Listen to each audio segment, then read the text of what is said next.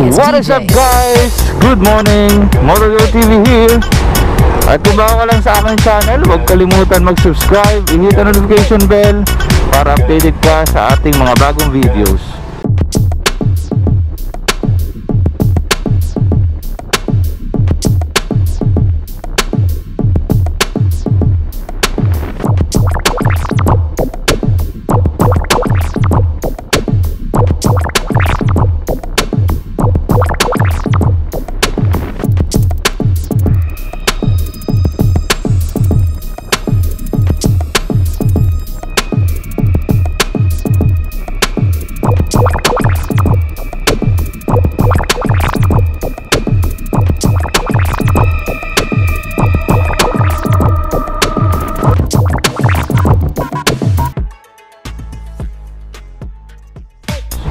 So for today's vlog, no, pupunta tayo sa isang shop dito sa Parañaque.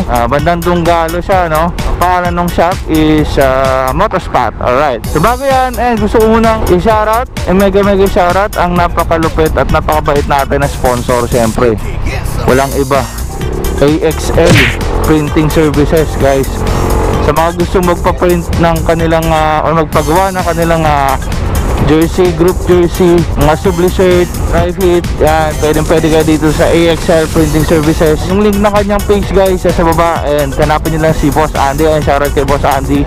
Napakalupit ng design kay Ma'am Mizel sa asawa niya. Napakalupit, grabe. Maraming salamat sa tiwala po, no, kasi alam niyo yun, kahit bago pa lang tayo sa ating piniling larangan ngayon sa pag-YouTube, sa paggagawa ng content. So yun nga, no, napakalupit talaga ng sponsor natin ngayon. First time natin magkaroon ng ganitong klaseng jersey nga, no. So hindi ko na-expect, napaaga yung pagkakaroon natin ng ganito kasi siyempre nag-upisa pa lang naman tayo. So maliban natin, di ba, na magkakaroon ng sponsor si Motojo TV ng ganitong jersey na talagang personalized pa. So usually ang sinusuot lang natin yung mga binibigay sa atin pag pupunta tayo sa mga shop ng sublimation jersey, diba? So ngayon grabe, ito talaga personal na natin. So ayan, no, papakita ko sa inyo yung sinuot ko to dun sa mismong shop ni ni Sir Andy. So yan guys. So diba, napakalupit. Dati nangarap ako isang piraso lang. Kung naalala nyo yun, yung pinost ko yung shop ni Boss Mac nung pumunta kami doon. Binigyan niya ako ng isa, tapos nasundan hanggang sa ito na nga, personal na natin guys. So sa mga gustong umorder, kung trip nyo yung ganitong design, bagay na bagay yan. Kung especially kung naka-Evo kayo na tawag dito Renegade guys, napakalupit nito. So yun. Dito na naman tayo sa MC Lane. Dadaanan natin yung shop ni Paulo Busa, pero mukhang sarado pa. Sarado pa ba? Sarado pa nga. Ayun, Auto Buy, shoutout. So yun na, pupunta ka tayo ngayon ng Motospot. Alright, so syempre kasama natin ang mga co-members ko sa Sugod Boys. So sa mga kaibigan natin dyan na may mga shop, sa mga may kakilala na gustong puntahan yung shop ng kanilang ng inyong mga tropa, no, mag-message lang kayo dito sa aming Facebook page sa Sugod Boys Outside. Priority namin kasi ngayon yung mga nag-uumpisa pa lang, no, or mga maliliit pa lang. Okay, so PM nyo lang kami, pupuntahan namin kayo, tulungan namin kayo, promote natin yung inyong shop, no. Wala pa itong bayad, wala pong bayad to, pagkain lang. Joke lang, wala talaga, walang bayad to. So yun guys, so balikan ko kayo pag andun na kayo sa meeting place namin. Siyempre Petron C5 Extension, shoutout, baka naman. So balikan ko sa inyo guys pag andun na ako. See ya, peace.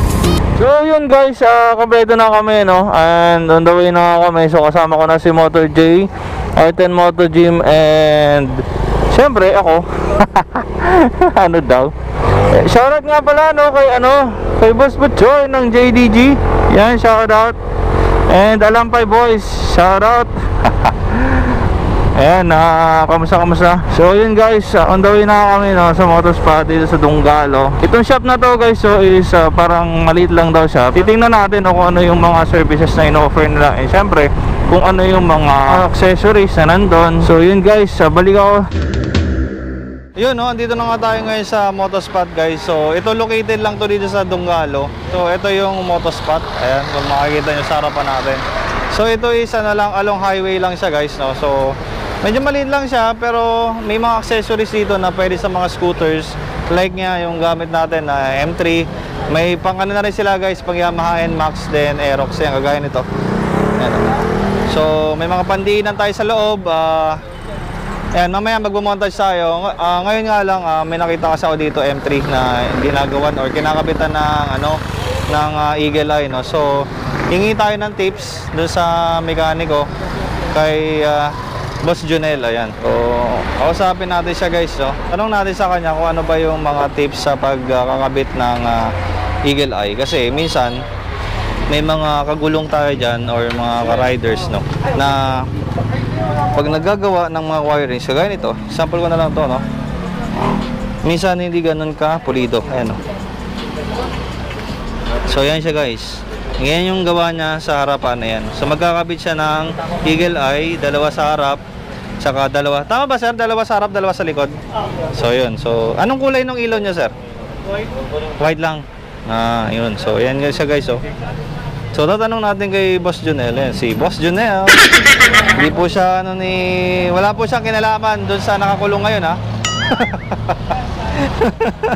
So dito tayo sa maliwanag. Yan, para makita niyo yung kagapuhan ni Boss. So yan, no. Bago tayo mag-umpisa, sir, baka may gusto i-shoutout. Una, shoutout nga pala sa mga amo ko na napakabait. Yun. Sa pangalawa, sa asawa kong napakaganda. So yun, guys, oh, kausapin natin si Boss Junel. Sir, bilang isang mekaniko or electrician sir, no? Ayun, sir, ano yung may bibigay natin tips dun sa mga nag-a-attempt na mag-wiring or magkabit ng Eagle Eye sa kanilang mga motor?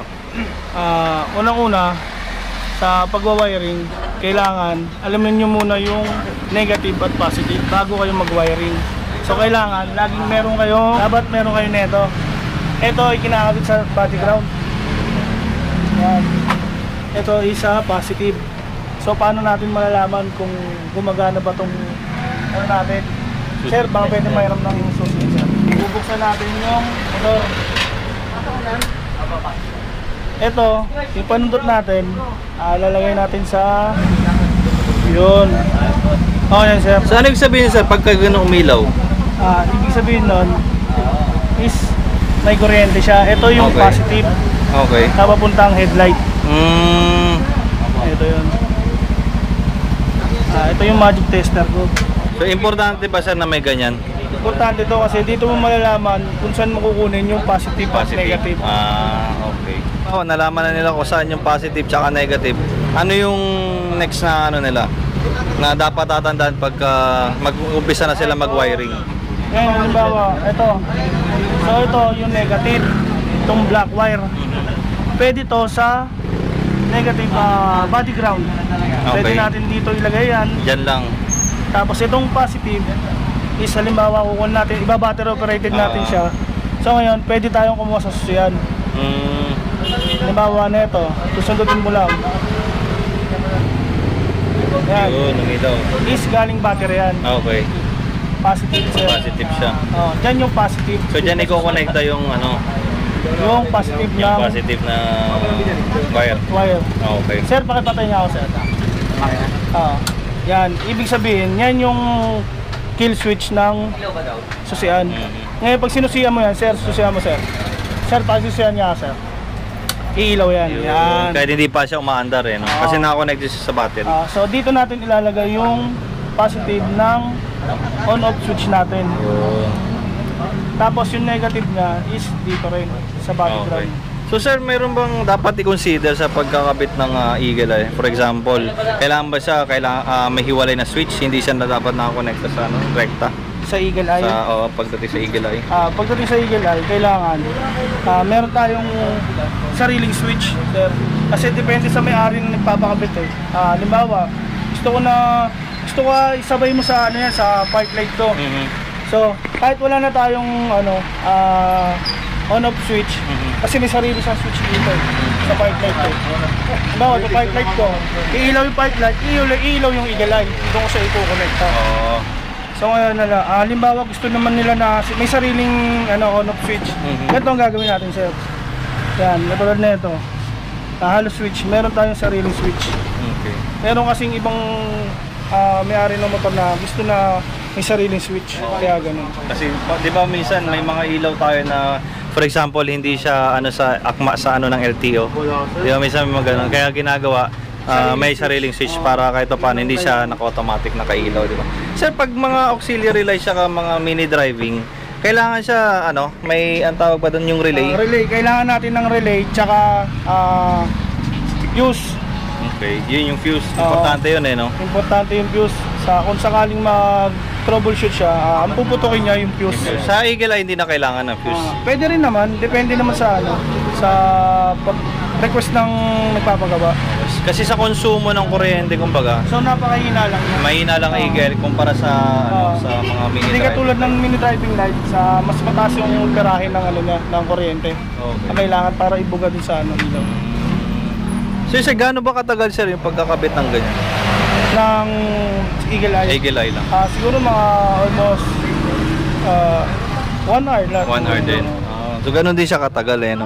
So sir, yung mga pinaka-importante na sabihin na sa pagkatagal-tagal niyo na nagkakabit ng mga ganyan, ano yung pinaka-best na maipapayo niyo sa mga baguhan na gustong matuto na maging electrician? Kailangan matutunan muna nilang alamin kung ano yung positive at negative. Yun talaga ang percent. Meron kasing positive, may negative na body ground, may negative na galing sa wire. At may positive na galing sa susian, may positive na galing sa battery. Yan mo dapat alamin nila bago sila mag-wiring. Kasi if ever na hindi nila alam yun at basta-basta na lang nilang kinabit, may chance na pwedeng masunog yung motor. Wiring and siyempre kasama na yung motor. Saka dapat meron ka laging dala nito. Ayan, importante. Ano ba yan sir?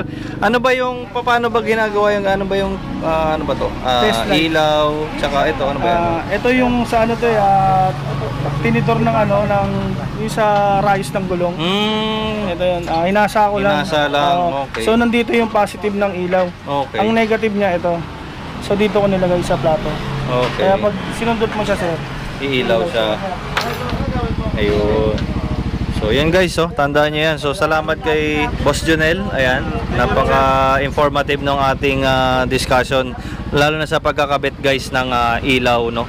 Kasi importante yun lalo na sa mga nagbabalak or yung mga naggagawa lang sa bahay nila na minsan hindi nila alam yung positive. Basta na lang nikakabit. Tsaka siyempre kailangan iwasan natin yung maging parang spaghetti yung iwasan yung dapat ganyan yung gawa ni Boss Jonel dito. Meron siyang electrical tape pa na nilagay. Aside from nakahiwalay na yung positive and negative. Tama sir? so para sure tayo sa wiring na. So ibig sabihin yan, ito yung yan na yung konektado ng yan yung connecting ng Eagle Eye niya. So kulay white siya. Ayan. So yan. Ano siya, may bracket siya pag kinabit. Meron, sir. Kasi yung iba, di ba, binubutasan ba? O yung iba kasi nagbubutas. Depende sa request din ng may-ari ng motor yan. tsaka kung sa iba palagay. Ano ba yan, sir? Proper place kung saan pwede ilagay yung Eagle Eye? Meron, sir. Minsan kasi humihingi ng opinion yung mga may-ari ng motor kung saan daw ilalagay yung Eagle Eye nila. So ngayon sa M3, ang nilalagay ko yan dito. Yan, sir, dito. Dito. Dito sa tornilyuhan. Okay. So ngayon, yung sa harap lang yan, sir, sa front ng motor. Pero pagdating sa likod, sir, dito ko nilalagay. Lalagyan natin ng bracket yan, sir. Oo. So ito yung bracket niya. Puputulin ko po. Ayun, puputulin na lang. Lalagyan ko siya dito, sir. So pakakapitin natin yan, sir. Para Ayun. nakaganyan siya, sir. So yan yung dapat. Yan, ganyan siya, sir. Kasi yung iba, di ba, parang minsan may pag ganito pa, yung nasa ilalim. Depende sa designer yun So kumbaga iba-ibang style yan. Nasa tamang nasa trip ng may-ari kung ano yung gusto niya. Alright guys, so yun. So hopefully may natutunan kayo sa natin, sa turo ni Boss Jonel tungkol sa pag-wiring, kasi napaka-importante yan guys, para maiwasan natin yung sunog sa mga motor and grounded. Kasi sayang naman, bibili ka ng Eagle Eye ng mga mini driving light, tapos mali kabit mo ng wiring, hindi ka naglagay ng relay, ng switch, no? Minsan kasi cost din ng huli yun sa LTO. So yun guys, no. So next na, montage tayo sa loob ng shop and kausapin natin yung may-ari ng shop na to para mabigyan kayo ng idea magkano magpakabit dito ng Eagle Eye, ng kung ano-ano pa. So balik ako sa inyo guys. See ya.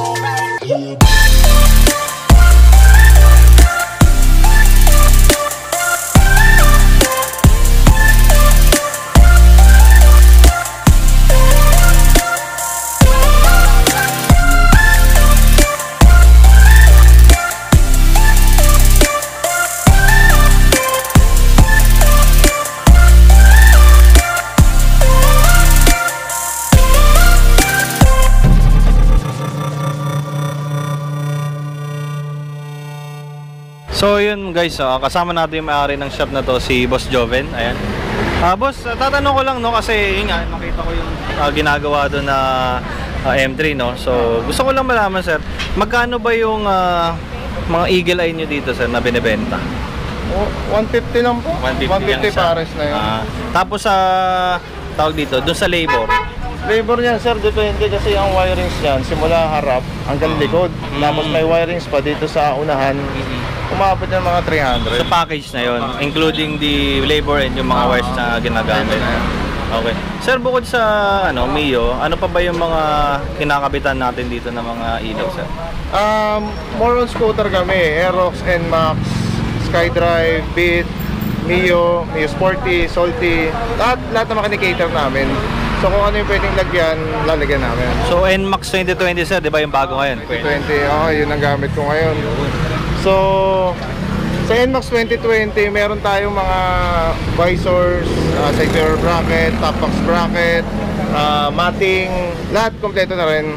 Kasi yung iba kasi limited pa lang yung accessories ng NMAX 2020 since sa bagong labas pa lang. So yun guys, so kung may mga NMAX 2020 ka dyan, dali nyo din sa Motospot. Yun nga, marami na rin silang dito, accessories for your motorcycle. So nakita ko sir sa background natin, meron tayong mga pandiinan dito. So mga magkano yan boss? Dito body bolts, nag-i-start tayo sa 35 pesos. Body bolts, gold and white, titanium, limited lang kasi wala masyadong dating galing Thailand. Tapos ngayon sa crankcase, dito, crankcase, start siya ng 60 pesos to 80 pesos. Then pipe bolts, nut, yan. Nag-raise lang naman siya, hindi naman ako lumalagpas ng isang bolt ng 200 pesos. So, mahal ko na is 180. Yun lang.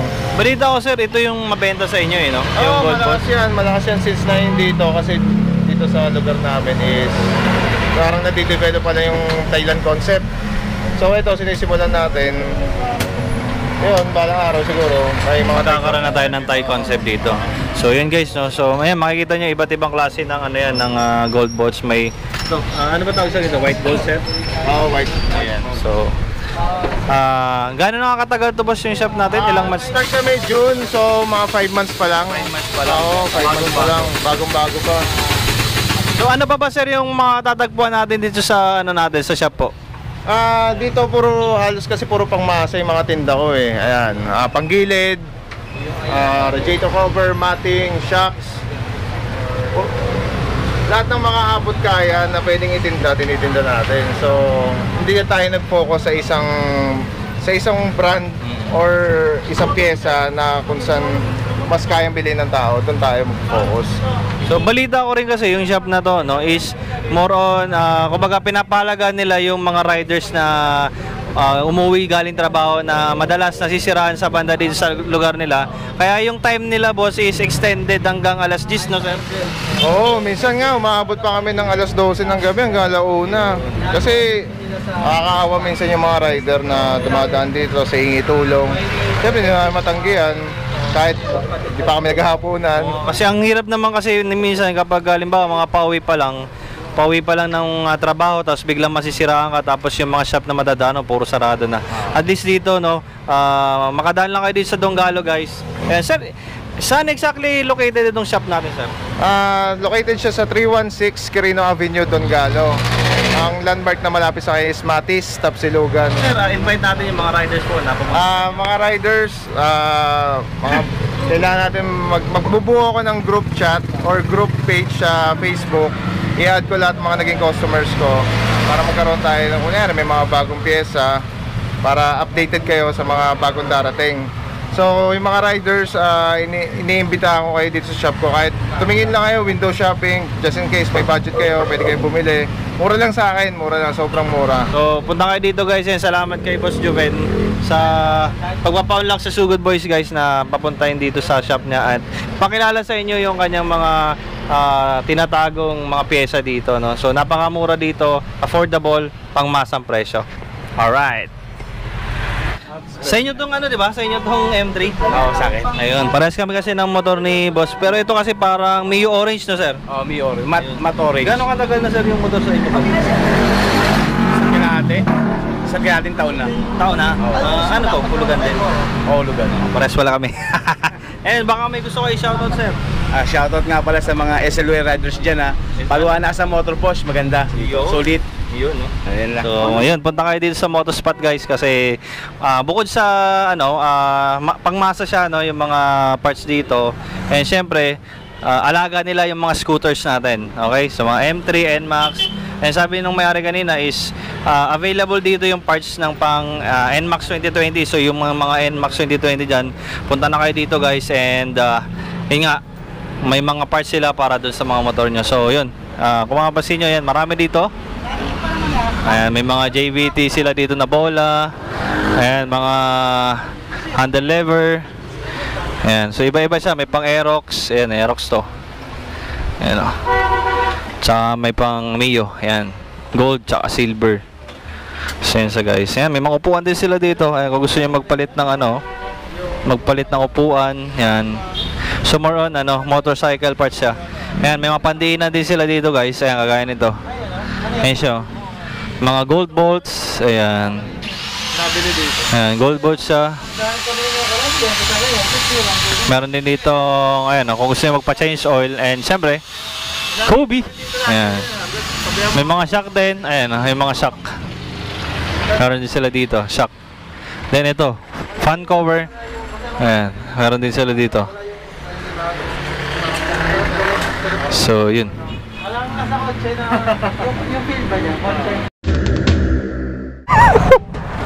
So yun, guys, tapos na kami dito sa Motospot. And syempre mamimigay tayo ng stickers. So konti na lang yung stickers natin, guys, no? So mamimigay tayo sa loob ng ating dalang stickers, guys. So konti na lang to. And yan, bigay tayo sa loob. Basta sticker. Salamat po. Ayan po. Ayan, sir. Ayan po. Sir, thank you. Ayan si sir.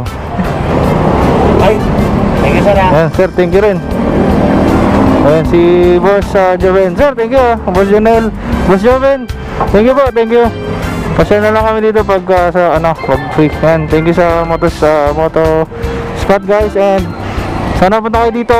Ayan, mali pala yung tinuturo ko kanina. Pakabiyasan pala ito. So ito siya, yung papunta ng Tambok, guys. Kaya maraming sa Motospot. Ayan, punta kayo dito. Lahat ng dito. Sir, thank you, ingat. So yun, guys, Motospot, Motoparts. Ayan, dito lang yan sa Donggalo bago magtambok. Ayan, so punta kayo dito. Marami silang parts, guys. So yun, alis na kami. And syempre, shoutout tayo. Shoutout sa buong ADB. Lupit, ayan na, ADB, pre. Angas. Let's go.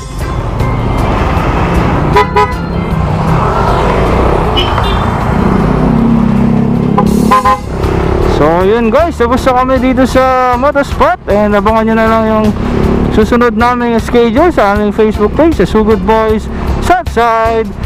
Alright, so yun, shoutout sa Team Pangat Motovloggers. And syempre, wag ba akong makalimutan, no? Maraming salamat sa Motospot, kay Boss Jeben and sa asawa ni Boss na nag-invite sa amin. Maraming salamat po sa opportunity na binigay nyo sa amin, and syempre sa pag-imbita sa Sugod Boys na punta ng inyong shop. So more blessings po sa shop ninyo, and hopefully magkaroon kayo ng branch, and syempre maimbitahan nyo ulit ang Sugod Boys. So nauna na si Motor J, may sarili siyang lakad ngayon. So kami ni Arten, sasamahan ko siya kay Alampay, kay Kevin, Boss Kevin. Alright, so yun lang guys, no? Tatandaan nyo yung sinabi ni Boss Junel about sa kakabit ng Eagle Eye, kasi syempre napaka-importante na dapat maayos ang wirings natin, no, pagdating sa pagkabit ng Eagle Eye guys. Kasi nga isang mali lang na pag wirings nyo, magagrounded yung ating mga wirings, and syempre may possibility na masunog, no guys. So yun, so shoutout again Boss Butchoy, AXL Printing Services, yan, solid. Salamat talaga, no. And sa mga gustong umorder ng ating dry fit shirt, nasa page pa rin natin yan. And syempre itong ating bagong riding jersey guys, ayan, no, diba, lupet. Order na rin kayo, nandyan yung price nya, PM lang. So yun, huwag kalimutan mag-subscribe at i-hit ang notification bell para updated kayo sa ating mga bagong videos. Yun, no, shoutout ADV, napakalupit to. So yun, tatapusin ko na yung vlog ko dito. Maraming salamat sa pagsama sa amin, and peace out. Yeah.